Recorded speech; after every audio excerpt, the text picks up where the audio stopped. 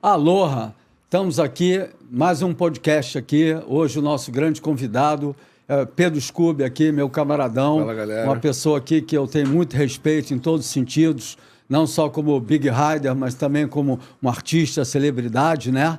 Queria agradecer também a Corona, que está nos patrocinando aqui nessa grande parceria. O Scooby também é o embaixador da Corona, né? Deles, é. Então, vamos ter muitas histórias aí para contar. É bom uma coroninha. É, a coroninha é sempre bom demais, Sai do mar, né? pós-surf, pá. E também tudo a ver. o novo parceiro nosso é a Simples Reserva, uma marca assim que eu sempre tive uma identidade muito grande, né? Porque a Simples Reserva, ela tem uns produtos assim de alta qualidade, vários produtos, e bem simples mesmo, um produto bem simples.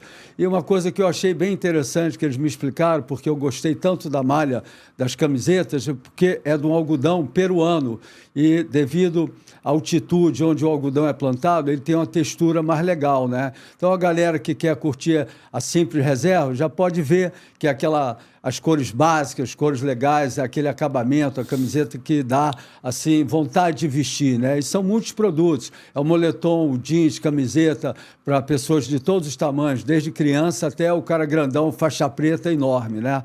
Então é muito legal. Você pode procurar no site deles, né?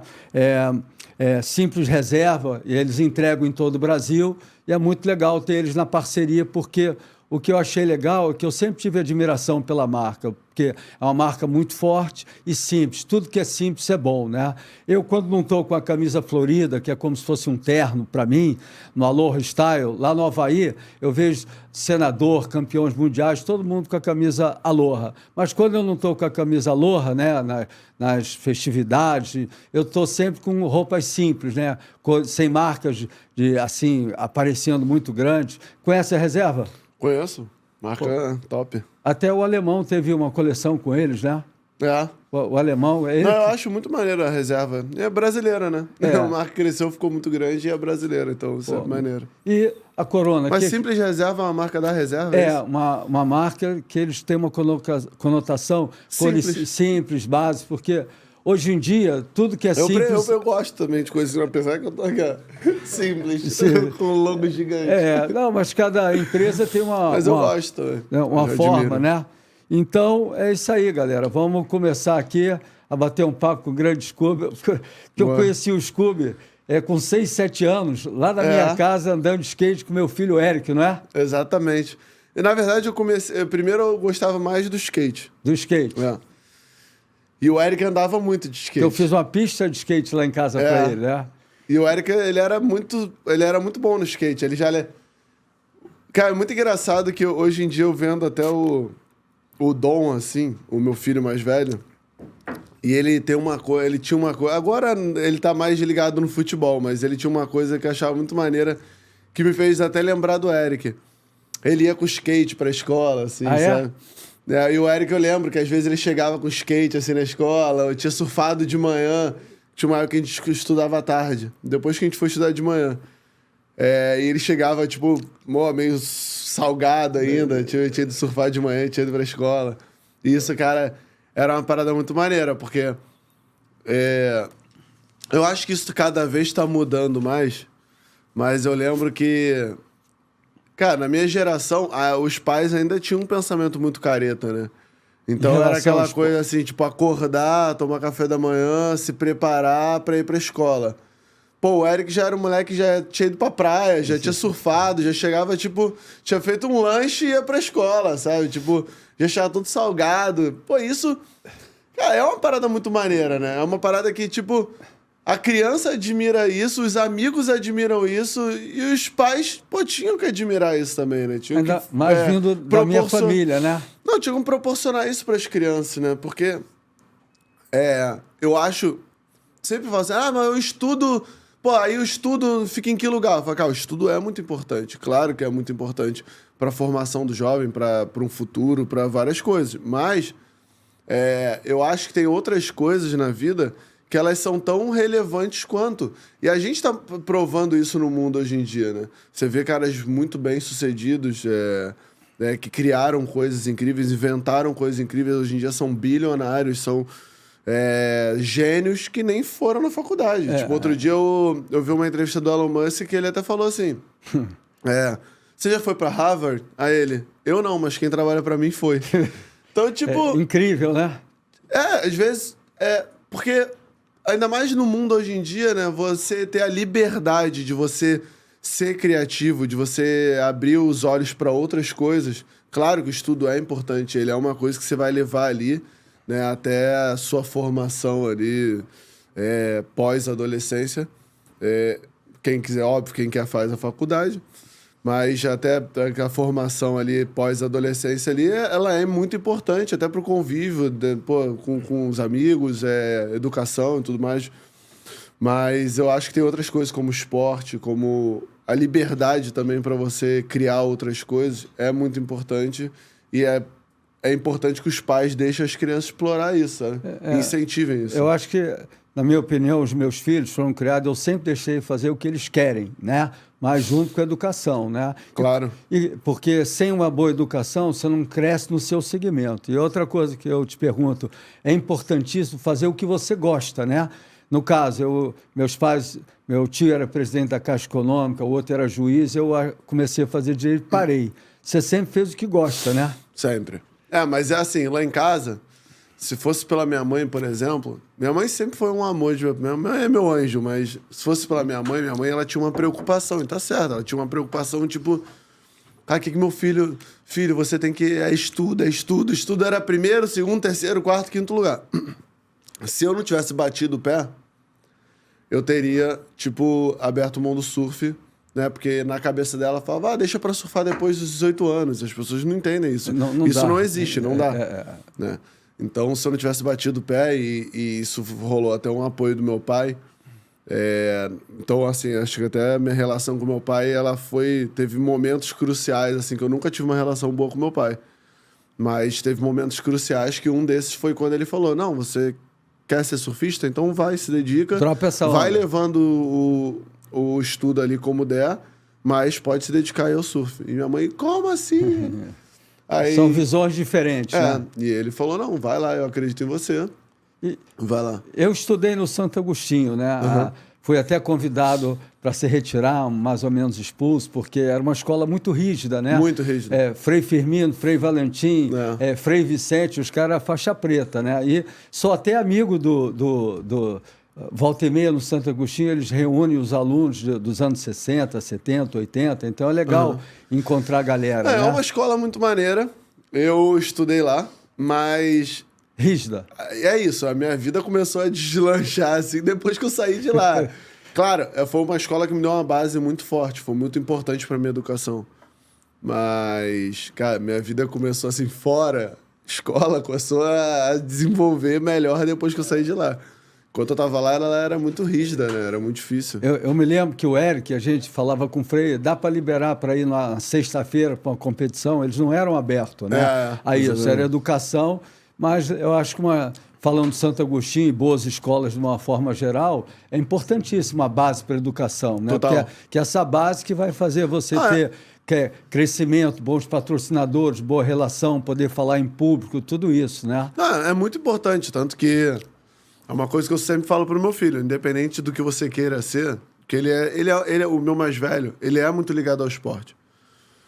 E eu falo, independente do que você queira ser no esporte, é importante que você leve a escola, né, de uma forma que você consiga se formar ali, ter uma boa educação e tudo mais. Isso é importante. Por exemplo, o meu filho... Qual a idade dele, o mais velho? O mais velho tem 11 anos. 11 anos. O meu filho mais novo, o Ben... Ele, por exemplo, ele gosta da escola. Ele fica... Se ele faltar um dia, ele fica revoltado. Que nem o Patrick, também. Isso. Que esse daí aí, o moleque... Ele era um dos melhores alunos o Ben é um dos melhores alunos da classe dele. Tipo, ele é o que nato, primeiro né? faz o dever de casa. É nato, né? Exatamente. Já não era o meu caso, entendeu? Eu sempre fui mais rebeldezinho. Exatamente. O Dom já é esse mais rebelde. O Ben gosta mais do estudo, já é mais tranquilo, já é mais dedicado na escola. Eu acho que é entender cada personalidade do filho ali. Agora, eu acho que o fundamental, eu te pergunto, é você fazer o que você gosta, porque quando você faz o que você gosta, na vida tudo é difícil. É difícil ser um big rider, fazer o que você faz. Nada é fácil, nada sai pronto, né? Claro. Então, você fazendo o que você gosta, normalmente você vai ter sucesso, porque as barreiras vão vir. Você cai na primeira, levanta, e o cara que é disciplinado, o cara que tem amor, ele move montanhas. O amor pelo que você quer fazer move tudo, total. né? O que você fala sobre isso? Eu acho que acreditar é tudo, cara. Porque eu já vi, assim, né, tudo... Não só dentro do mundo do surf, mas o que eu vi na minha vida, assim, pessoas com vontade superando o talento. Né? Tipo, isso é uma coisa que ele, inclusive, já falou, então eu não preciso... não é uma...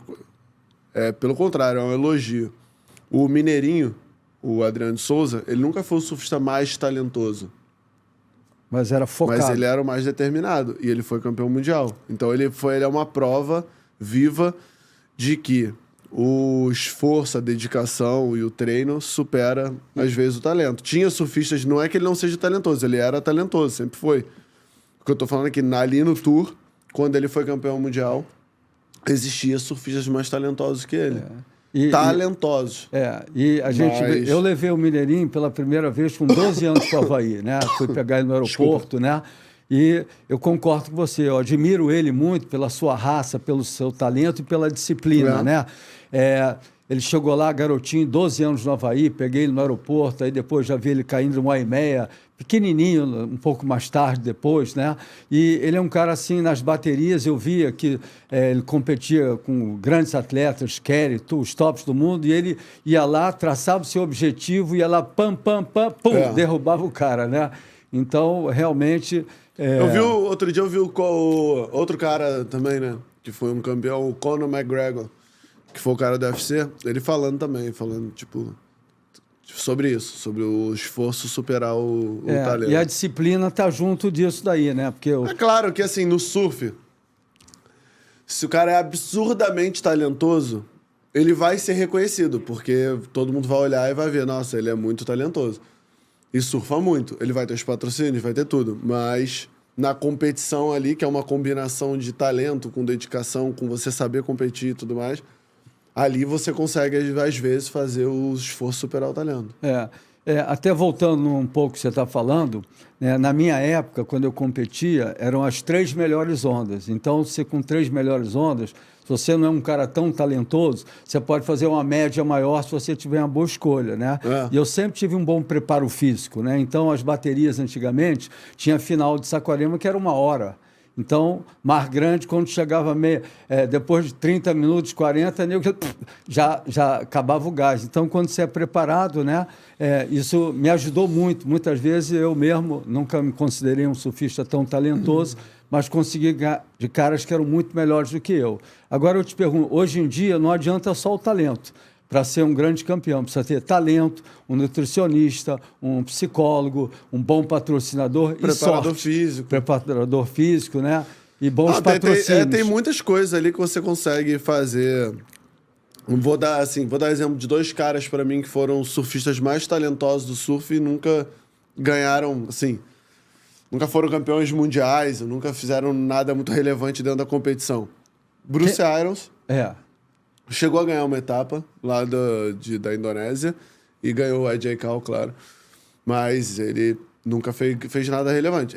Bruce Irons, Danny Reynolds, Jamie O'Brien, sempre foram caras muito talentosos que quando chegava ali na competição não conseguiam se adaptar.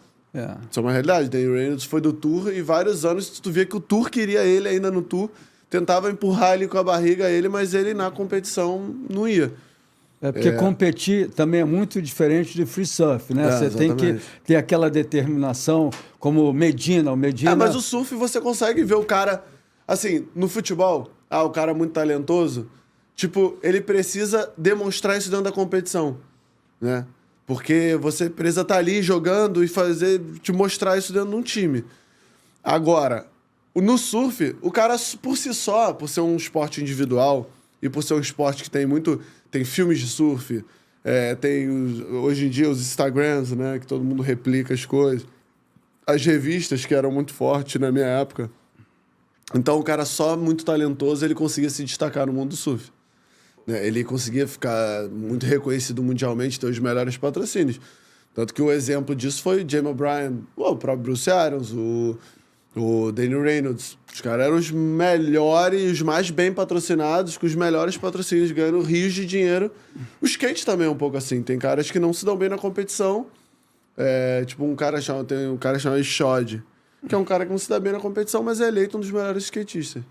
Pelo talento dele. Você acha que, eu vendo o Eric, né, eu acho que o skate ajuda, quando você é criança, ajuda muito nessas manobras modernas, né, acrobáticas, como tem hoje em dia. Né? O que você acha? Acho que ajuda. Acho que, na verdade, o que eu acho é que o skate e o surf sempre andaram muito juntos, né? Tu vê ali os Lord of Dogtowns. Dogtown. Né?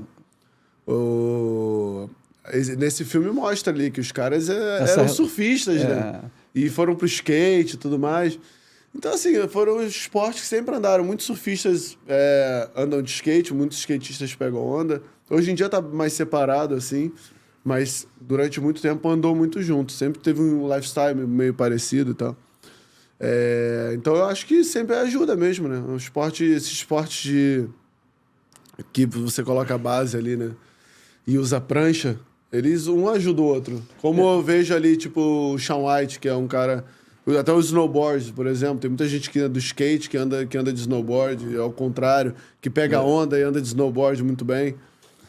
São esportes de prancha, né? Então, mal bem, assim, às vezes não é muito semelhante, mas ajuda. São paralelos. Qual foi teu primeiro contato com surf? Meu primeiro contato com surf foi muito novo. O que aconteceu, na verdade, na minha carreira foi... com 5 anos, meu pai me ensinou a pegar onda. Eu fiquei em pé na prancha. Também? Pegava onda. Ah, é? Eu conheço ele? A gente conhece, cara. Garibaldo ali do Recreio, do canto do Recreio.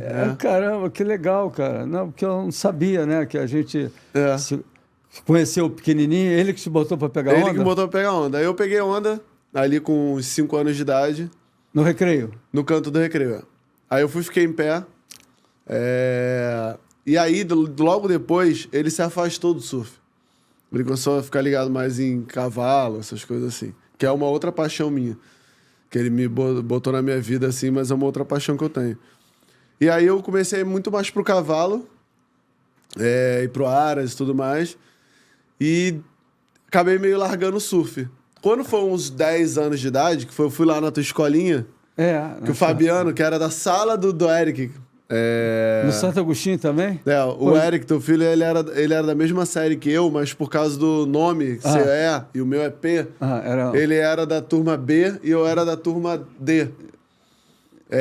Só que a gente se encontrava no recreio e tudo mais. Mas o Fabiano foi que me levou na escolinha lá, botou uma pilha, falou, vou lá na escolinha, vou fazer escolinha lá na escolinha do Rico. Porra. E antigamente a tua escola era referência, né? Só tinha praticamente a sua, e depois teve a do Iana no Recreio. E grandes campeões, né? O Phil começou comigo, né? O Guga, filho do Betinho. O Betinho, inúmeros surfistas, né? Na época era referência mesmo, eu lembro. Então, aí eu fui, e aí tocou o mosquitinho ali e falou, cara, isso que eu quero. Só que pra minha mãe era mais fácil me levar no Recreio. Então eu acabei indo depois pra escolinha do Iana. Pô, Iana é meu camarada.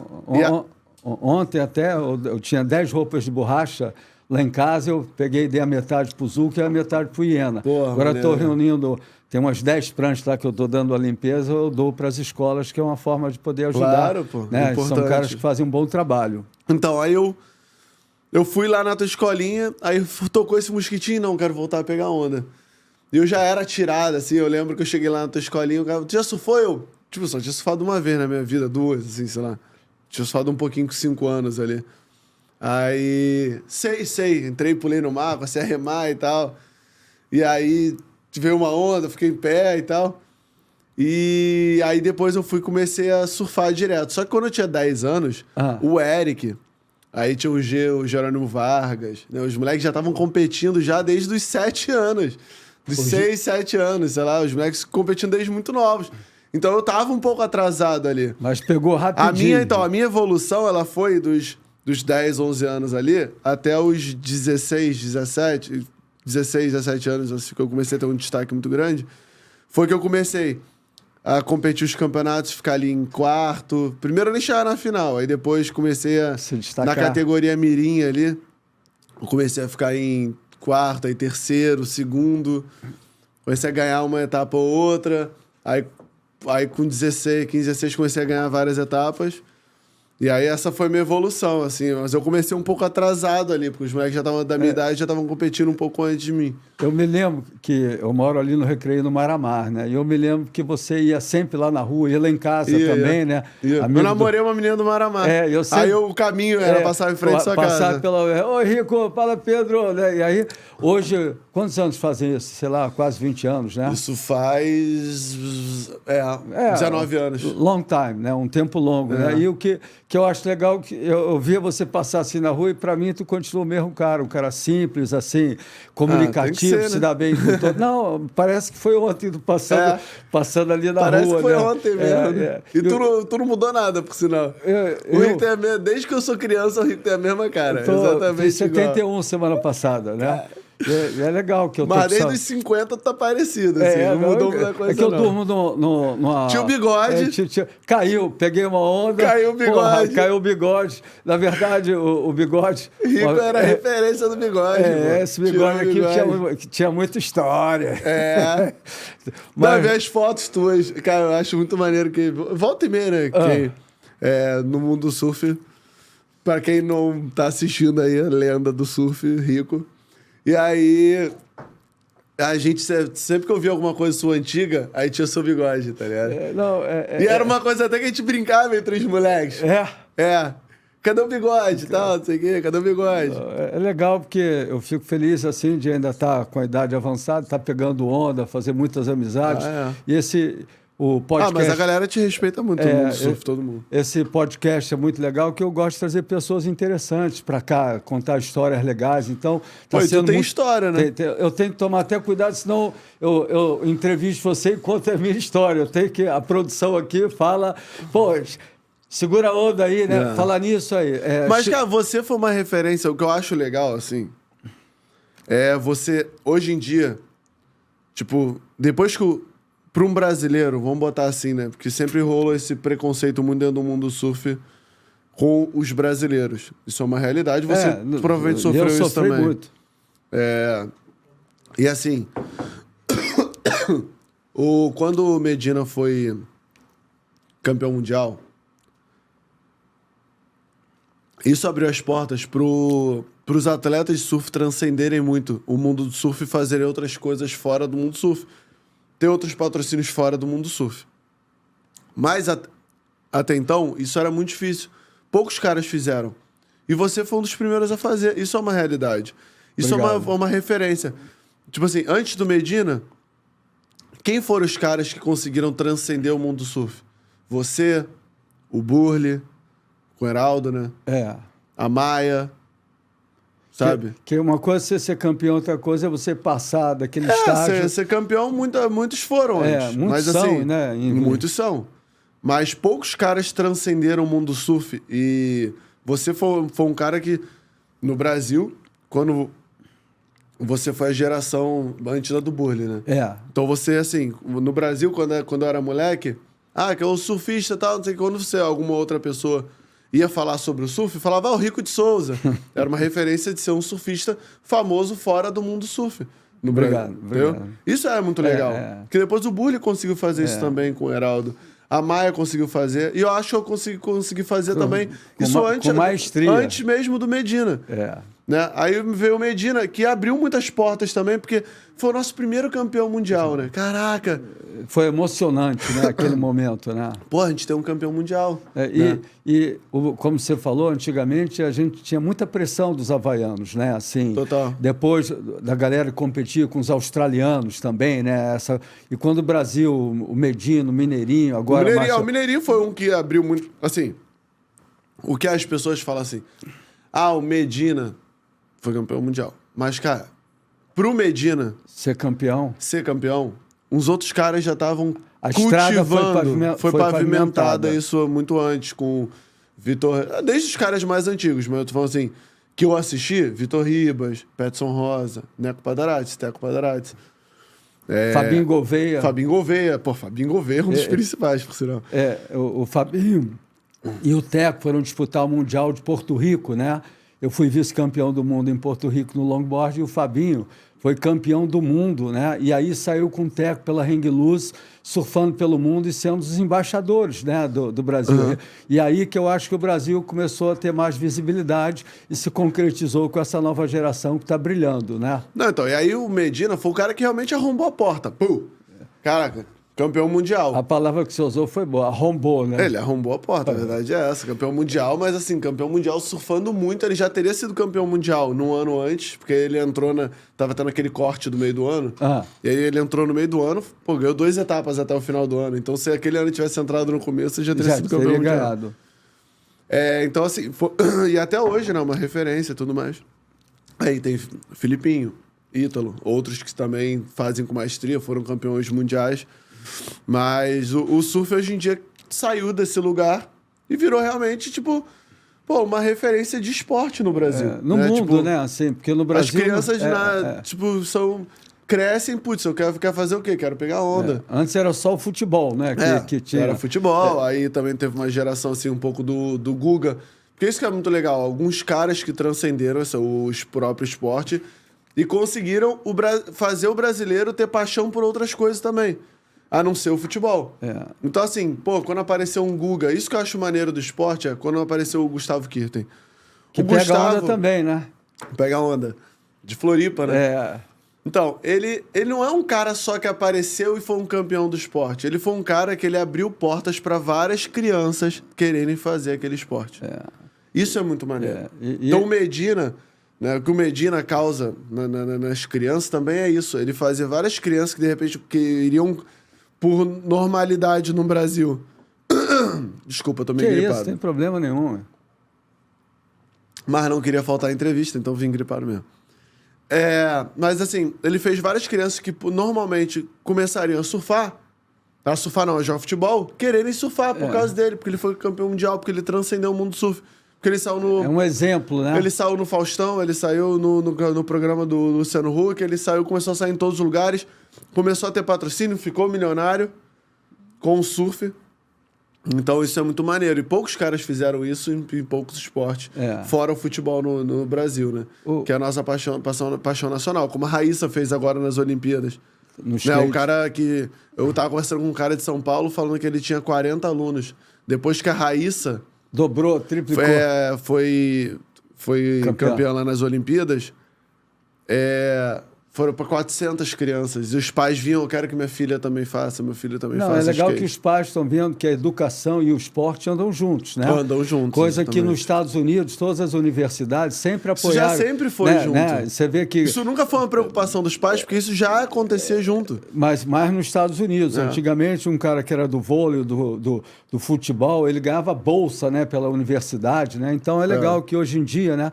Agora imagina, na minha geração, nos anos 60, anos 70, quando eu falei para meu pai que era mineiro, advogado, não vou estudar, mas parei a faculdade de Direito para me dedicar ao surf, quando o surf ainda tinha uma imagem ruim, né? Porque antigamente não existia cordinha quando eu comecei a surfar. Então, quando o cara perdia a prancha pegando onda no arpoador, no pranchão, vinha 2, 3, quebrava a cabeça de 3 ou 4 caras de uma vez só, né, cara? Então, o surf era proibido surfar. Tu sabia que era proibido surfar?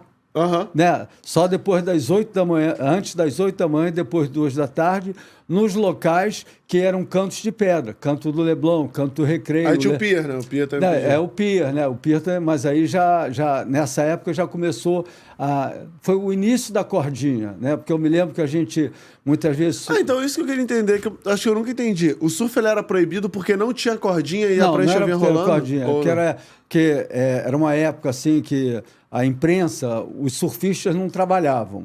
Então, era tudo cabeludo. Então, quando vinha uma prancha e quebrava a cabeça no verão, no arpoador, que era normal, a mídia baixava o pau, surfista, vagabundo, transviado, nem tem mais esse termo, né? E aí a imagem ficou muito ruim. E eu, tomando cuidado para não falar, mas te respondendo, né? Quando eu consegui o patrocínio da TV Globo em 1975, eu sempre me preocupei em falar bem para o público, evitar de falar gíria, falar coisas inteligentes. Ô, brother, qual é? Entendeu? Não era a minha. Então, isso aos pouquinhos, e outros atletas também, como o inúmeros, Daniel Friedman, Bocão, Pepe, muitos outros, né? Picuruta, em todo o Brasil, né? Então, a gente conseguiu trazer uma imagem mais legal. Pô, maneiro. Né? Porque essa estrada foi pavimentada, né? E aí isso é legal. Eu estava vendo a tua vida aqui, você foi patrocinado pela Nike, né, cara? Que espetáculo, 13 né? anos. Né? Porque não só os 13 anos, mas quebrar, porque a Nike antes eram mais atletas do vôlei, do basquete, esporte. Eu fui o primeiro do Brasil a ser patrocinado pela Nike. E fala um pouco sobre essa... Cara, acho que eu tinha uns 17 anos, eu acho, assim, sobre... Mais ou menos. Acho que foi mais ou menos essa época aí. E aí eu fechei patrocínio com a Nike, fui o primeiro atleta do Brasil a entrar para a equipe da Nike. Mas é uma coisa até legal que, quando eu falei esse negócio de transcender, no meu patrocínio com a Nike teve um exemplo bom disso. Que eu fiquei durante os 13 anos patrocinado pela Nike, mas eles tinham, depois que eles compraram a Hurley... Eu sei, uma marca totalmente surf, né? Totalmente surf. Eles começaram... Teve uma época que eles desistiram de ter a Nike Surfing. Tinha a Nike Surfing e tinha a Hurley. Eles desistiram de ter a Nike Surfing. Passaram todos os atletas da Nike Surfing para a Hurley. Foi uma época que a equipe da Hurley ficou entupida. Gigante. Era, sei lá, de 30 caras do Tour, 10 eram da Hurley. Dominou total naquele momento. Dominou total. Foi uma hora que eles investiram. Tava John, tipo... Aí Julian Wilson, tipo, mó galera. Os faixa preta do surf todo. Os faixa preta do surf todo eram Hurley. Filipinho, né? Muita gente. Aí o que eles fizeram? Eles passaram todo mundo pra Hurley, só que eu achei que eu fosse ser transferido pra Hurley também. Aí o pessoal da Nike falou, não, cara, a gente queria que você continuasse na Nike. Pelo estilo que você tem, pela tua imagem, a gente acha que continua sendo positivo você ficar na Nike, mesmo a gente não tendo mais a Nike Surfing. Quando você estiver surfando... Você pode pegar a roupa da Hurley à vontade, a gente vai te mandar a roupa da Hurley à vontade. Quando você estiver surfando, você usa o wetsuit da Hurley e usa também a bermuda da Hurley. Mas você continua sendo o adesivo que a gente quer na sua prancha, o adesivo da Nike. A gente quer que você continue sendo Nike. Pelo que você representa. E aí eu passei vários anos ainda, tipo, mais uns, sei lá, acho que passei mais uns 4 anos, assim, depois que isso aconteceu. Passei mais uns 4 anos sendo da Nike aí. E depois também... Aí... Acho que a história tinha acabado ali, já não tinha mais muito o que eu fazer ali na Nike. Aí eu fui pra... Depois fechei com a Quicksilver. E hoje quem são? A Red Bull, a Oakley? Hoje eu sou da Red Bull, da Oakley e da Corona. Que legal, né? Eu tenho alguns outros contratos com a Bulgari, por exemplo, que é de joia. Tenho alguns outros contratos com a LG também. Pô, LG que legal. Eu vou te falar, som, eu fico muito... Que não são meus patrocínios da minha prancha, tem isso também, são os patrocinadores oficiais que entram na minha prancha e também tem os outros que fecham assim, mas não tem esse lugar de não precisa botar na prancha. Depende, cada contrato estilo, é um contrato. Né? Eu vou usando tipo, uso as coisas e faço campanhas e coisas assim. É muito legal. Eu fico muito orgulhoso, cara, porque no meu tempo, quando eu fui para a África em 75 competir, era Gaston 500. Primeiro que já está errado, que era uma marca de cigarro que patrocinava, que não pode patrocinar. Mas antigamente era normal. E dava $500 para dividir para 16, aí todo mundo era feliz, né, cara? Então hoje acho que o surf merece esse espaço mesmo, porque surfar Nazaré, surfar Chopo, feed grande, né, pipeline, é o seguinte, cara, merece merece, eu acho que vai merecer mais ainda, né, cada vez mais. Como é que você vê esse mundo do surf? Uma pergunta, esse crescimento esportivo que a WSL está proporcionando, mais visibilidade, então, como é que você vê isso? Sinceramente, o que eu acho que o surf agora, ele estava realmente precisando de uma grande revolução, assim, na verdade. Porque é um puto esporte, isso é uma realidade. Qualquer pessoa que, mesmo que não pegue onda, se tu falar, pô, olha o surf aqui. É um esporte lindo, ele é plástico, ele é quase uma arte, meio que balé. Quase um balé em cima da água. E eu acho que a WSL, ela não... eu acredito nisso, tá? E eu torço para que dê certo e que role numa evolução. Eu acho que a WSL não se adaptou ao mundo de hoje, assim. Eu acho que precisa rolar uma adaptação ao mundo de hoje. O surf ainda é um esporte muito cheio de preconceito, sabe? Eu sinto isso. Ele é um esporte ainda muito cheio de preconceito, cheio de coisas antigas do mundo surf ainda que o mundo já mudou. E eu acho Está que em constante evolução, né? o mundo já mudou, a gente tá em 2023 e ainda tem pensamentos assim muito antigos e com problemas de evolução ainda muito pequenos que eu acho que precisa. Mas é um puto esporte, eu sei que a WSL é uma entidade gigante que vai se adaptar a isso e, por exemplo, o que eu acho incrível é que a gente tem no Brasil, isso é uma realidade, a gente tem no Brasil a etapa mais incrível de surf que tem do ano todo. Não tem as melhores ondas, ou às vezes tem até, porque é igual o campeonato na Barrinha, com as ondas perfeitas. Eu tava lá com os tubos incríveis. Pode ser que aconteça altas ondas, mas por ser um beach break e tal, Rio de Janeiro e tal, pode ser que não esteja tão bom. Mas é a etapa mais incrível, que a areia da praia mais lota, que tem uma energia, contagiante. Os gringos não acreditam, Não né? acreditam que não tem lugar nenhum. Então, Porque o brasileiro é sangue quente, né? O brasileiro é sangue quente. E quando a gente tem os nossos ídolos, eu vou dar um exemplo para você. Você falou do Guga, que também acho brilhante, né? O Ayrton Senna. Eu sempre vi a Fórmula 1 porque eu gostava do Senna, entendeu? Depois que o Senna foi embora, infelizmente, né? O nosso grande ídolo, um exemplo para todos nós, eu nunca mais vi, porque perdeu a essência. Então, os ídolos como o Filipinho, o Ítalo, a Tatiana, né, falando do feminino, que é uma menina brilhante, né, que pega muito, né, Mineirinho, todos os campeões mundiais, né, cara, sem os ídolos, o esporte não brilha tanto, concorda? Exatamente. Eu acho que é importante, né, ter o ídolo. Acho que o ídolo faz o esporte acontecer. Né? Então, o que eu acho, assim, é que a gente está muito bem representado. Isso é uma realidade. Os melhores surfistas do mundo atualmente são brasileiros. Os gringos vão ter que nos aturar, né? Que nem o Zagallo E não fala... só na competição, mas também na competição de onda regular, mas também na onda gigante. Os brasileiros estão arrebentando, né? Também estão arrebentando. No free surf também os brasileiros arrebentam. Então, tipo, o surf está muito bem representado pelos brasileiros. E eu acho que... Eu acho que pelos próximos anos a gente vai continuar tendo campeões mundiais, por mais que tentem dar uma travada nisso. A gente vai continuar tendo campeões mundiais brasileiros. E o brasileiro, eu acho que... O que falta, na verdade, na minha opinião, é... os brasileiros abraçarem mais o surf como um esporte de brasileiro mesmo. Porque a vida inteira a gente foi criado como o esporte dos havaianos, o esporte dos australianos. E a gente abraçar mais como nosso esporte, nosso litoral é gigante. Né? Se dá uma procurada mesmo, a gente tem altas ondas. É um pouco mais difícil de achar onda boa aqui, mas a gente consegue achar.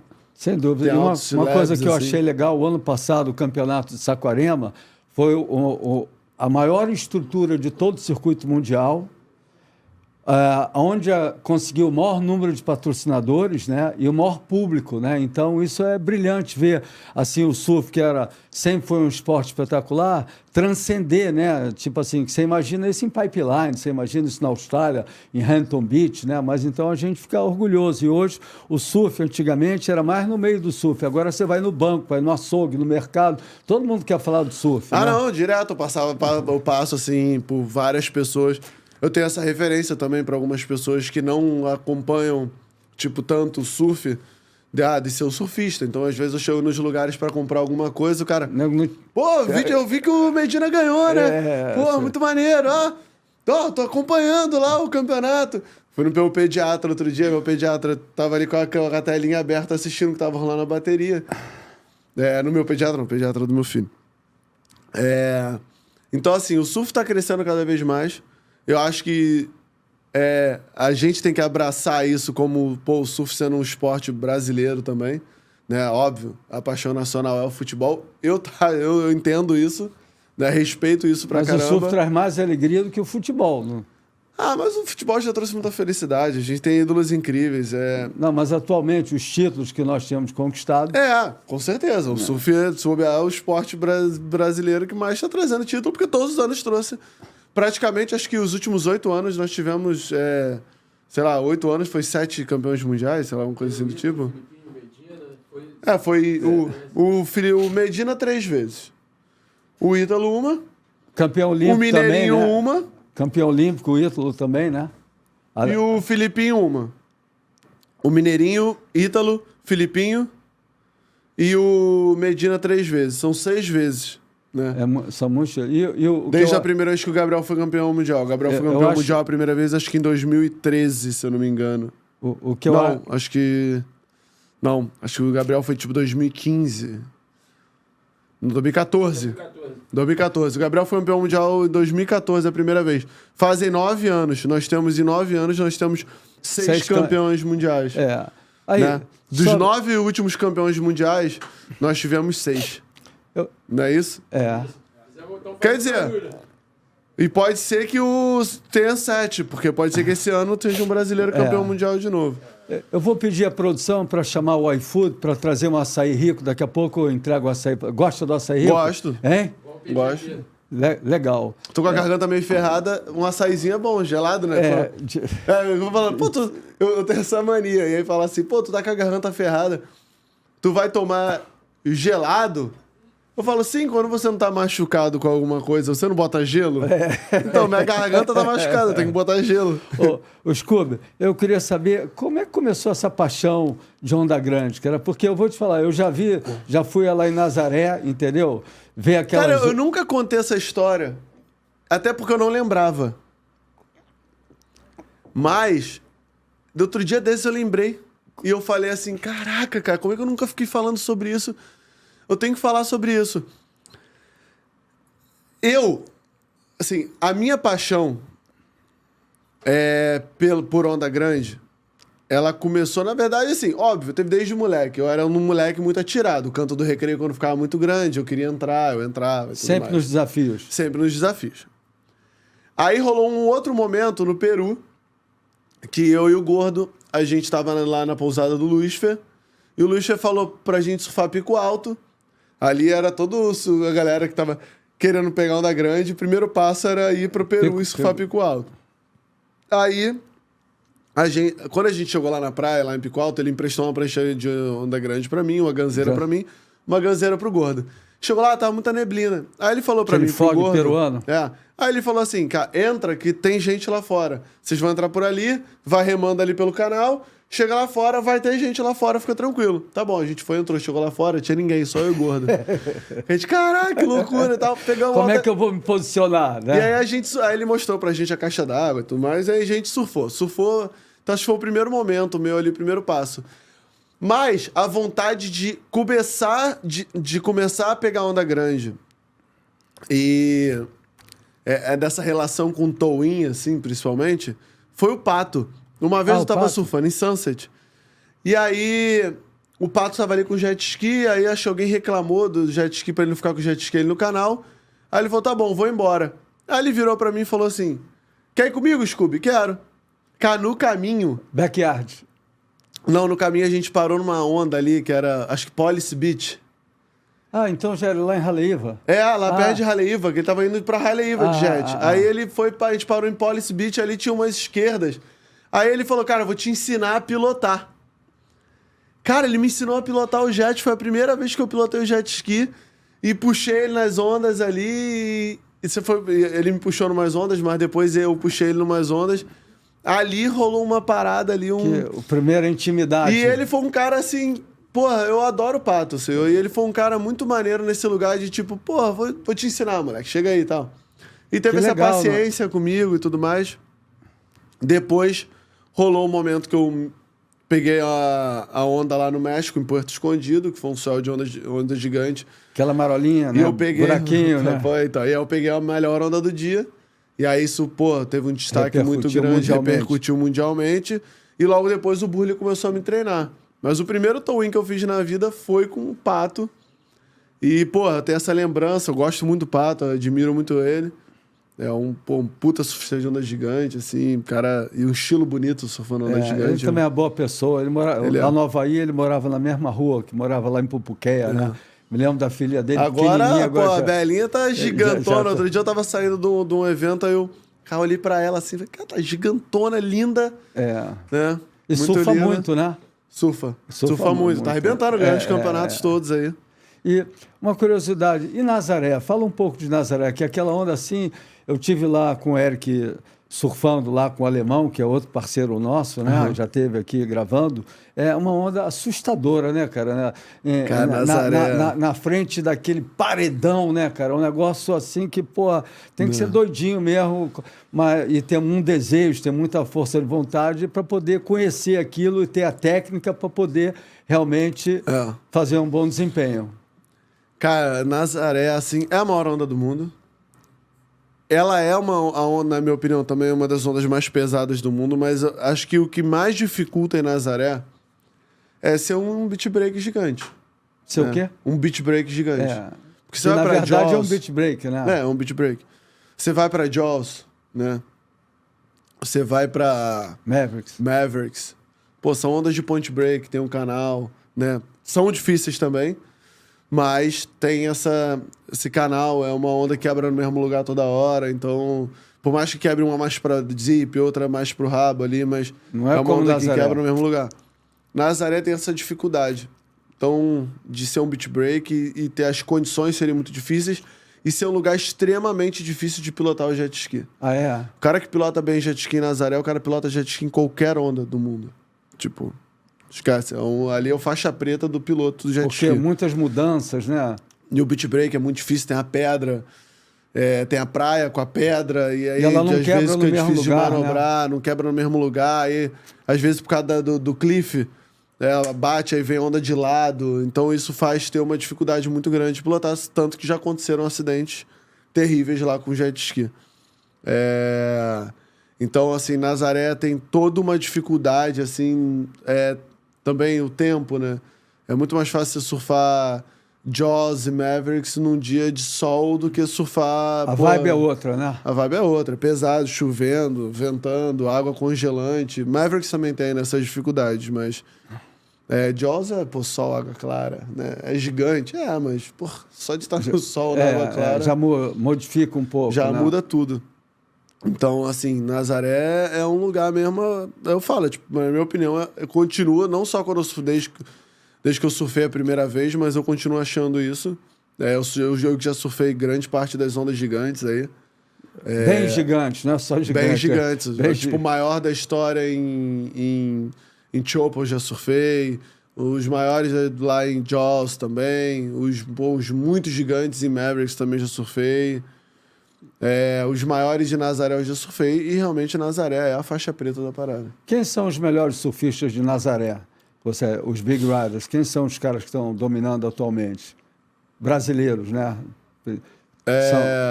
O Chumbinho, na minha opinião, é o melhor surfista de Nazaré. O Kailane. Esse é brilhante, né? O Kailane. Ele surfa com uma maestria, né? Surfa leve, né, cara? E ele é levinho, não é assim? O Nick. Assim, o Sebastian surfa muito também. Só que o Sebastian, uma realidade que acontece assim, é que de fato o Sebastian, ele surfa muito bem na linha da onda, assim, bota muito pra baixo, tal, não sei o quê. Não pega as escolhas de onda, mas, assim, nesse lugar, assim, de mandar mais as manobras, pegar os tubos e tal, acho que fica mais um pouco... aí seria mais o Kailane, o Chumbinho... o Nick, eu. Fala, sou realista, né? Não é falta de humildade. Não é falta. Nos eventos que tiveram você ali... se sentir seguro para poder falar nos isso. eventos que tem ali, eu sempre tô ali, primeiro, segundo lugar e só os entrar últimos na que água tiveram, já é casca grossa. Eu surfei o maior tubo, já surfado lá em Nazaré. Ah, é? O maior tubo da história em Nazaré eu surfei, então, tipo... Pode se garantir. Mas o Chumbinho pegaria também o maior. Se viesse pra ele surfaria também esse maior. Porque, na minha opinião, eu sou realista, assim, tipo... eu tô há muitos anos, tipo... O Chumbinho, as primeiras ondas grandes que ele surfou ali, ele surfou com a minha prancha, né? em Nazaré.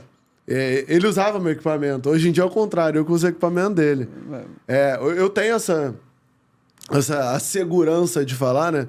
Eu sou um cara que, se eu entrar ali numa bateria com ele de onda gigante, eu vou dar trabalho.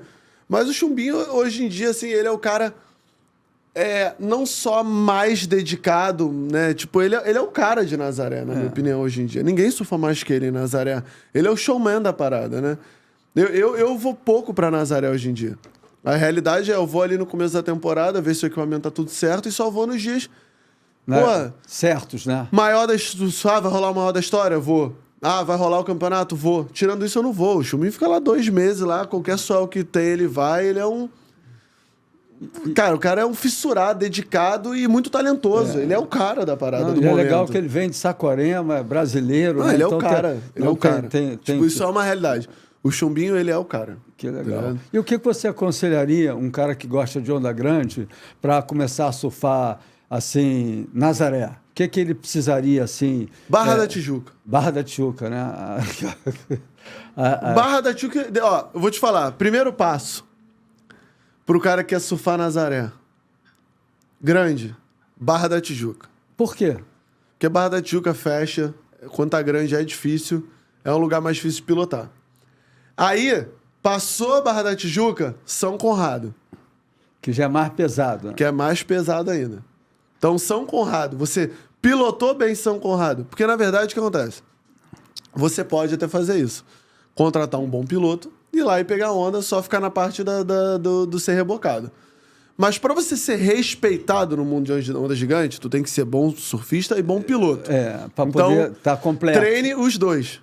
Né? Porque, tipo, é isso. Não, o Chumbinho, sempre acaba acontecendo você puxar um ou outro, né? Não tem o Chumbinho, eu, o Nick, óbvio, tem os melhores pilotos de Nazaré. Os melhores pilotos de Nazaré, na minha opinião, é o alemão de Maresias e o Eric Ribieri. Esses são os melhores pilotos de Nazaré. Mas, não pode deixar de falar das meninas também, né? Claro. Maia, a Michelle, a francesa... Não, eu vi um tubo da francesa. Nossa, ela é demais. Cara, deu um branco agora, porque eu encontro com ela toda hora. Não, eu vi um tubo em Jaws dela. Você já viu esse tubo ela é casca grossa. Caramba. Então, elas arrebentam também Nazaré e elas pilotam também. Isso que é muito brabo. Por isso elas têm muita moral, não só para elas botarem para baixo, que já teriam. Mas elas botam para baixo e elas pilotam muito. Então, as mulheres estão dominando o pico, né? As mulheres do lado dominam também. Não, elas têm total moral e é isso, né? Mas, assim, tem que ser bom piloto também. Então, se o cara for bom piloto aqui na Barra da Tijuca e bom surfista, depois bom surfista em São Conrado... É uma evolução que ele vai. E bom piloto em São Conrado, porque São Conrado é muito difícil de pilotar. Na verdade, na minha opinião, é a onda mais parecida com o Nazaré de pilotar. Ela vem de lado, aquela... Pilotar ali no inside... É a onda mais parecida com o Nazaré. Eu já vi o Eric surfando ali com o alemão, tomando na cabeça. Eu falei, vou embora. Ali é caixa grossa. Então, assim, treinou ali em São Conrado, aí depois vai pra Nazaré. O Burley também gosta muito de lá, não é? O Burley. Gosta. Né? Eu gosto muito, sou apaixonado, surfo muito, né? Em São Conrado. E Porto Escondido também é uma onda fascinante. Lá rola muitos acidentes, né? Ali é animal. Né? Porto Escondido é uma onda incrível, cara. Né? Fala um pouco de Porto Escondido, que ali é uma onda assim... Porto Escondido foi uma onda que eu comecei a ir pra lá, tinha, sei lá, 16 anos, sei lá. Mas ali é mais remada, né? Ali é mais remada. Ali é mais remada. Já rolaram os tow-ins, assim, nos dias muito gigantes, muito clássico. Já rolaram os tow-ins, mas é na remada. A galera agora, qualquer tamanho que der lá, a galera vai na remada. Não tem caô e bota pra dentro. E tirando, a gente falou de Nazaré, ali é Porto tubo, né, cara? né? É um beach break, tipo, se bobear, um dos melhores beach breaks do mundo. Né? Porque geralmente as ondas de fundo de areia, elas são ondas mais... Os beach breaks, a não ser os point breaks, mas os beach breaks, eles são mais irregulares, são ondas mais difíceis de quebrar bom. Agora, Porto Escondido é um dos Tem uma melhores onda que eu fui surfar, eu fui para Ilhas Madeira, já teve lá? Nunca fui na Ilha Madeira, tem um lugar lá, Jardim do Mar, que pega o swell de Nazaré, o bagulho lá altas ondas. E não é tão frio como Portugal, né? Ali fica... Açores também é mais tranquilo. Mas ali eu acho que pega assim, o swell de Nazaré e fica grande, é o maior ponto... Dizem, eu nunca vi grandão lá, mas dizem que é o maior point break do mundo, onde quebra as maiores ondas, né? Porra, maneiro. Eu sei que tem altas ondas lá. Ali tem boas ondas, o Nick né? já foi lá e sempre fala pra mim de lá. E qual a melhor onda do Brasil para você? A melhor onda do Brasil não pode ser surfada. Ilha dos Lobos. Ah, é? Por quê? Não pode mais? Ela já foi surfada durante um tempo, aí por ser uma reserva de lobo marinho ali, eu acho... É aquela uma esquerda, né? É. Uma esquerda. Eu acho que tinha que ter até, sei lá, tentar resolver isso de uma forma de falar, cara, como é que pode de uma forma que não afete, né? Porque pode chegar no meio termo, né? Chegar no meio termo, porque Né? eu acho que seria interessante surfar, tipo, essa onda, porque é a melhor onda do Brasil, na minha opinião. Isso para towing. Pra towing. Né? Pra remada também. Assim, acho que, na verdade, pra remada, uma onda mais casca grossa, né? Porque se delibera pra remada, Aí a galera vai ia começar a passar os limites e começar a botar pra baixo mesmo. E ia explorar melhor a onda. Mas tá, sei lá, vamos botar as melhores ondas a melhor onda do Brasil. Cara, quando tá quebrando muito bom, uma das melhores ondas do Brasil pra mim é... Pô, Guaratiba.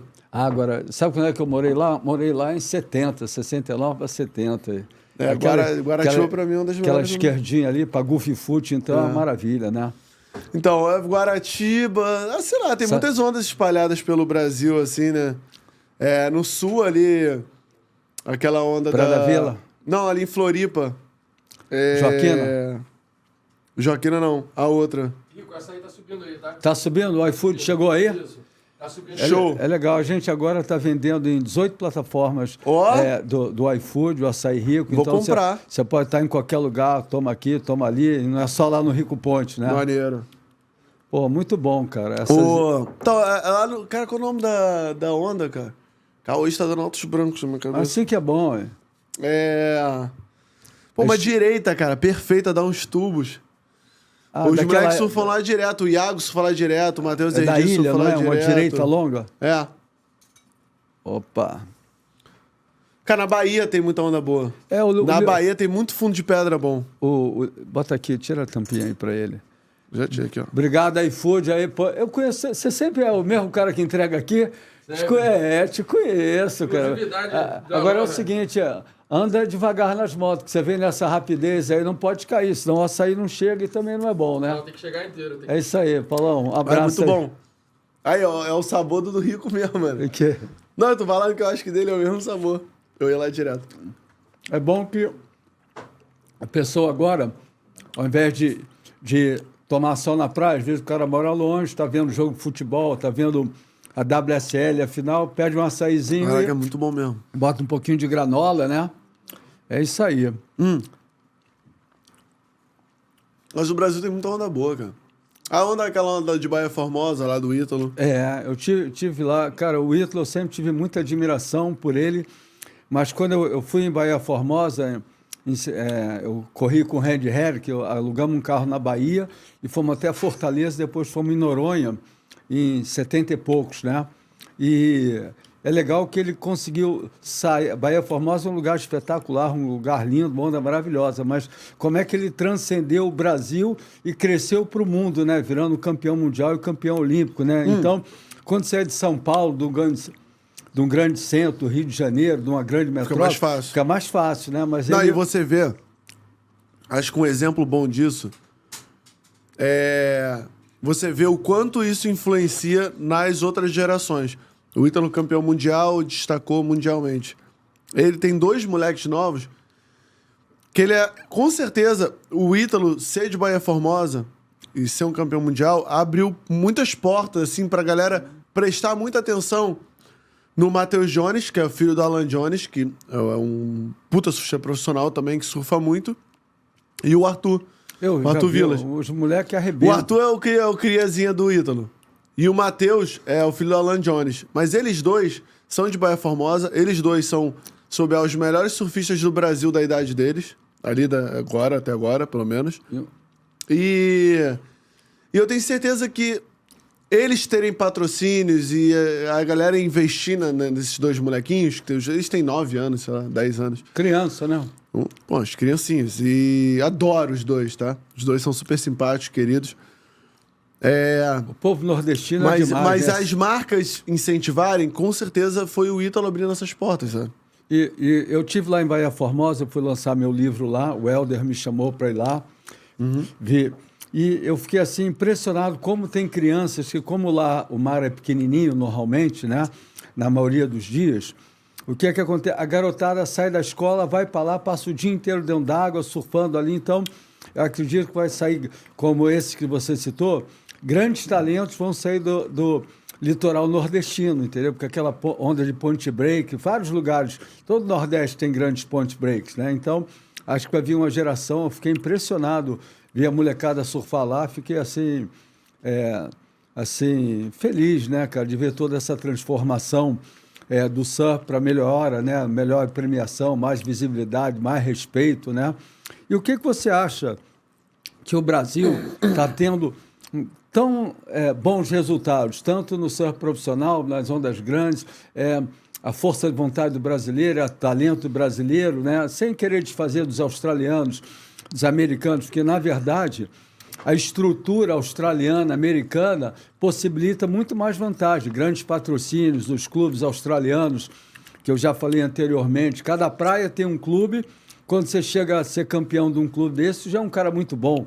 Quando você compete estadualmente, você já é um melhor surfista. Quando você sai nacionalmente, está pronto para ganhar o WSL, entendeu? Então, existem muitas motivações. O que o Brasil tem que a gente consegue esses resultados, na tua opinião?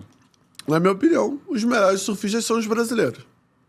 O que acontecia antes... Porque, o que eu acho? Um cara que surfa muito bem uma onda igual as ondas que a gente surfa aqui no Brasil, né?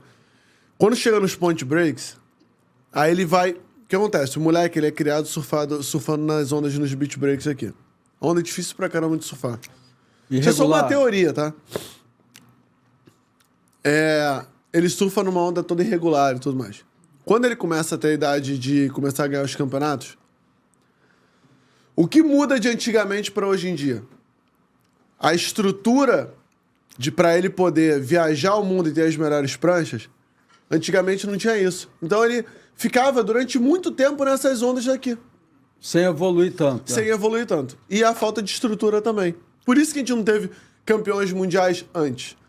O que eu acho é que o que aconteceu foi essa nova geração, essas gerações últimas agora, eles começaram a ter a possibilidade de ter o Mineirinho. Tinha uma estrutura absurda. Eu lembro dele desde muito moleque ali, o Pinga, que era o empresário dele. Ele já tinha uma estrutura grande desde muito moleque. Entendeu? De poder viajar, já ir pra Havaí novinho e já começar a conhecer o mundo, ter as melhores pranchas, ter viagem, ter tudo e tal, não sei. Isso começou na geração dele. Na geração do Teco, do Neco, do Fabinho Gouveia, Vitor Ribas não tinha isso, que foi a geração antes do Mineiro. Que é uma evolução, A né? primeira geração que teve, a galera olhar com esses olhos de, tipo, ter estrutura e os melhores patrocínios, foi a geração do Mineiro. Quando veio essa geração agora do Medina, o Medina, desde muito moleque, eu já vejo ele na Havaí. Só que o que acontece? Aí pegaram os moleques aprendendo a surfar aqui no Brasil, na onda ruim, e deram a estrutura de prancha, viagem, surfar nas ondas perfeitas, deram toda a estrutura pros moleques. Aí, meu irmão, não teve pra ninguém. E é isso que acontece. Né? Na verdade... E o talento, eu acho que o Brasil vai continuar fabricando campeões mundiais. E eu acho também que o brasileiro tem raça, né? Muitas vezes, sem querer desfazer dos gringos ou qualquer estrangeiro, né? O que acontece? O brasileiro, quando ele entra numa, né, cara? Entendeu? Assim, o cara a raça do brasileiro, o sangue nos olhos, a vontade, né? E eu acho também que nessa estrada que você está falando aí, essa jornada do surf brasileiro no mundo, o brasileiro passou a ter mais respeito, né? Ser respeitado, né? Total. Que antigamente, quando eu fui para lá, eu não era brasileiro, eu era sul-americano, os caras não conheciam o Brasil. Quando eu fui competir em San Diego, em 72, eu conhecia Amazônia e Buenos Aires, eu não conhecia o Brasil. Quando eu moro no Brasil, Brasil. Então, foi uma estrada que muitos pavimentaram, né? Então, hoje... Então, é isso que eu acho legal. Tu falar que muitos pavimentaram essa estrada, porque é isso. o Medina foi o que realmente, tipo, arrombou o portão. Isso é fato. Consolidou. Né? E ele, na minha opinião, ele continua sendo o melhor surfista do mundo até agora. Ele, atualmente, na minha opinião, ele continua sendo Mais completo. o melhor surfista do mundo. Tipo, porque ele, qualquer condição, ele é muito bom. Ele Criativo, o cara né? é foda. O cara E, não, e outra qualquer coisa condição. que me chama a atenção dele, que ele está perdendo a bateria nos 20 segundos finais, o cara vai lá e vira, né? É um Iceman, né? Ele é bravo. Né? E aí, assim... mas isso foi pavimentado durante anos, desde a tua geração ali, os primeiros caras foram para Havaí, que vocês não sofriam, nem consigo nem imaginar, tipo, dos locais lá, daquela pressão. Até te falar, quando eu fui pela primeira vez lá para o Havaí, em 72, morou eu, Ian Kent, foi presidente da IPS, depois o Piretauro foi o primeiro campeão do mundo, o Marco Warwick foi presidente da Quicksilver, tudo maluco que morava na casa e cada um depois se destacou, né? Não tinha tanta resistência os brasileiros, entendeu? A gente... que depois começou aquela geração dos Black Trans e tudo mais. Quando começou ali o plano cruzeiro, o plano cruzado, que é tanto plano que a gente tem no Brasil, né? Que muita gente começou a viajar e o brasileiro fala alto dentro d'água. Hoje em dia eu acho que o pessoal está mais educado, né? Mas, então... criou, né, assim, muitos brasileiros na água, né, um pegando onda, aquela disputa que o brasileiro também disputa, em qualquer lugar do mundo o cara está disputando, né? Então, eu acho que agora a coisa se equilibrou, o maior respeito pelo Brasil, agora não tem como os caras falar que o brasileiro não é o melhor, né? Exatamente. Agora, mudando aqui de assunto, uma coisa interessante, me fala um pouco sobre BBB, porque eu acho assim espetacular você ter transcendido a parte de competição Nazaré e ir como ídolo, né, para o BBB, porque como é que foi essa sensação, como é que foi, como é que se fala, que é outra coisa totalmente diferente, né, por mais que o surf te dê muita segurança, né, nós surfistas somos seguros, não somos assim, cheguei em qualquer lugar, veja, lá é outro ambiente, é outro Nazaré, ou estou enganado? Eu acho que... Eu sempre tive a segurança do surf, eu acho que isso que foi muito bom na minha vida foi ter a segurança de ter minha carreira no surf. Isso me deu liberdade pra explorar, assim, outros lugares, né? Tipo, eu nunca fui um cara, eu sou surfista e só vou ficar aqui e não quero saber de mais nada. Abrir a cabeça, né? E, cara, acho que foi uma oportunidade, assim, de levar também o surf pra mais pessoas, de levar, as pessoas terem a oportunidade de me conhecer, porque no surf as pessoas acabam te conhecendo pelo surf que você faz. Então acho que era uma oportunidade das pessoas me conhecerem mais intimamente, e acho que o BBB, no Brasil, sendo o maior programa do Brasil, com a maior audiência do Brasil, foi uma puta oportunidade de eu trazer mais pessoas para verem a minha carreira, para verem quem é o Pedro Scooby, o surfista e tudo mais, e levar um pouco do meu jeito aí pra galera conhecer. E aí foi legal, a minha experiência, óbvio, uma experiência difícil, né? Super difícil ficar longe da família, tudo mais, mas foi uma experiência maneira pra caramba. E como é que é o jogo lá dentro, assim? Como é que é? Você tem que ser o que você é ou você tem que fazer um jogo lá? Cada um leva de um jeito. Tem gente que faz até curso pra entrar lá, eu descobri depois, assim. Mas, faz quando é convidado, assim, faz uma preparação com coach. E as pessoas vinham me falar assim, tipo, mais íntimas, assim, que falavam assim, eu vou pro BBB, porque tipo, as pessoas só começaram a saber, assim, 3 semanas antes de ir pro BBB, 2 semanas a desconfiar. Aí pessoas mais íntimas que eu tive que contar mesmo, porque tiveram que me ajudar em alguma coisa, falavam, vou te contar como é que é o BBB, que eu nunca tinha assistido. Eu falava, não quero saber. Eu vou lá, vou viver a vida. Viver o que você é, né? Vou ver o que eu sou aqui fora, você lá dentro. Aí, tipo, acho que isso foi até um lado positivo, porque... eu não fiquei pensando tanto nas coisas, nas possibilidades, porque aí não teve nenhum coach me falando como eu tinha que ser, como tem que se portar lá dentro, porque eu acho que ali é um grande show da vida, né, cara? É um show business. Não, mas a verdade é isso, é uma réplica do que a gente vive aqui fora. É uma réplica de convivência, né? Na verdade, é uma convivência enclausurada ali, mas é o dia a dia. Você conversando com as pessoas, trocando ideia, se conhecendo pessoas. Mas, e aí acaba virando ali uns que se você se aproxima mais, vira grandes amigos, é tudo intenso ali dentro. E é legal que você mostra o surf, não só o surf, mas a sua personalidade. As pessoas vão te conhecer como você é realmente, né? Que muitas vezes as pessoas escutam falar no Medina, no Mineirinho, no Scooby, no Rico, no Té, mas não conhecem o cara. Os caras julgam através da imagem, sem ser aquilo que, às vezes, se é um cara... Não estou falando vocês, se é um cara simples e o cara, só pelo fato de te ver na televisão, te ver, já acha que não é. Que você é de uma maneira, já te julga, né? Isso aconteceu muito no surf, assim. Eu chegava várias vezes ali na praia com a prancha cheia de patrocínio, a galera, playboy e tal. Mas não é, as pessoas até conhecerem, né? Depois conhece, caraca, eu não imaginava que você fosse assim. Então. Mas é isso, foi uma oportunidade de muitas pessoas me conhecerem e saberem como eu sou. E também disso que você está falando de patrocínio, o patrocínio vem porque você merece aquele patrocínio. As pessoas querem, né? Que nem eu estou muito feliz para te falar de ter a Simples Reserva aqui, né? Porque a Simples Reserva como é que faz? Eu tenho uma identificação, né, com ela, pelo fato de ser uma roupa simples, as logomarcas delas não são grandes, cada um dentro do seu estilo, né? Acho que o surf, ele traz um pouco dessa simplicidade também, né? O surf tem um estilo simples. E é legal você ser o embaixador da Corona, porque a Corona é assim, é surf, né? Quando você fala Corona, você não liga com... Cara, eu aprendi a tomar Corona no México. No México a galera toma muito com limãozinho. E aí eu comecei, e era a única cerveja que eu tomava.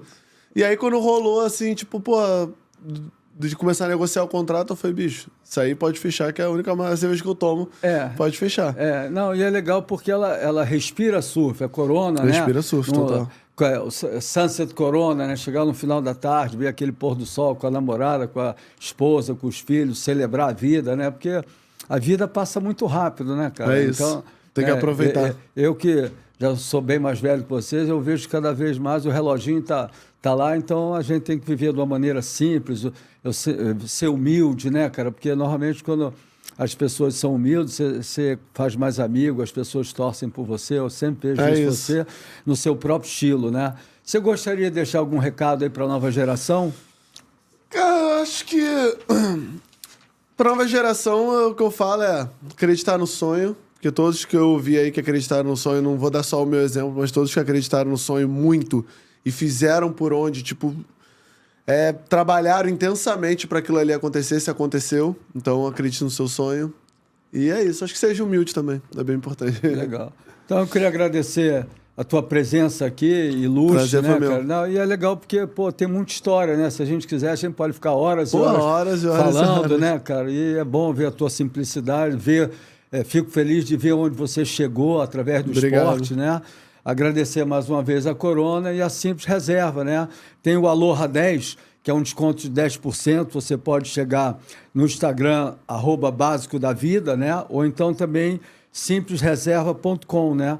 Aí você tem um desconto de 10%. A galera que quiser Aloha entrar, 10. né? Já compra lá umas peças lá. E queria também te falar, olha só, mandar um presente aqui da Simples Reserva. Obrigado. Aqui, um presentão aí para você. Porra, maneiro. Se quiser, pode abrir aí, que tem coisas diferenciadas aí. Ó, gostei. As cores bonitas, olha só, um short. Bermuda aí, ó. Já vou cores, usar. né? Quando eu olhei a sua aí também, olha lá, tem uma camiseta. Gostei, camiseta. Malha peruana, aquela que eu te falei, que é boa, né? E animal. Obrigado, Reserva. E tem aqui. Simples Reserva. E a galera que está assistindo, se for do Rio de Janeiro, ela abriu uma loja Simples Reserva no Barra Shopping, né? Então é legal, a galera pode ir na loja física lá. E tem um presente aqui da Cia Duarte. Por favor, abre aqui para você. Botar em casa. Você não vai ficar livre de mim. Cadê? Aqui. Porra, maneiro! É uma mini logomarca, Rico Podcast, não? Animal. É um troféu da vida, né? Porque Aloha. a galera que quiser conectar, dar força aqui, se inscreva, né? Toque o sininho, porque a minha ideia aqui é trazer pessoas brilhantes, pessoas inteligentes, pessoas que agregam coisas para o surf, para a vida, para o esporte, né? Que tem uma missão, que todo mundo que vem para a vida tem uma missão, né? Um é para ser um grande campeão, o outro um grande advogado, o outro um físico, um grande médico, né? Cada um com a sua missão. E você é grande do surf e vai trazer grandes pessoas aqui, eu vou acompanhar. Legal. Então, Tamo um abraço junto. Aí. Aloha aí, Scooby. Aloha, Rico. Esse aí é histórico, né? O Aloha do Rico.